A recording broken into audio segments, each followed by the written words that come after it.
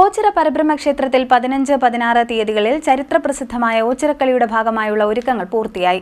ഇക്കുറി കൃഷി, മൃഗസംരക്ഷണം തുടങ്ങിയ വകുപ്പുകളുടെ സഹകരണത്തോടെ 15 മുതൽ 19 വരെ വിപുലമായ രീതിയിൽ കാർഷിക മേളയും കന്നുകാലി പ്രദർശനവും നടക്കും. ഓച്ചിറ പരബ്രഹ്മ ക്ഷേത്രത്തിൽ 15-16 തീയതികളിൽ ചരിത്രപ്രസിദ്ധമായ ഓച്ചിറക്കളിയുടെ ഭാഗമായുള്ള ഒരുക്കങ്ങൾ പൂർത്തിയായി. ഇതിന്റെ ഭാഗമായി പടനിലവും പരിസരവും മാലിന്യമുക്തമായി വൃത്തിയാക്കി. ഓച്ചിറക്കളി പ്രധാനമായും നടക്കുന്ന 8 കണ്ടവും തകിടിക്കണ്ടവും ശുചീകരിച്ചു. ചെളിയും മറ്റു മാലിന്യവും നീക്കം ചെയ്തു. 8 കണ്ടത്തിന് ചുറ്റും മണൽപാകി വൃത്തിയാക്കുന്ന പ്രവർത്തനങ്ങൾ അന്ത്യഘട്ടത്തിലായി.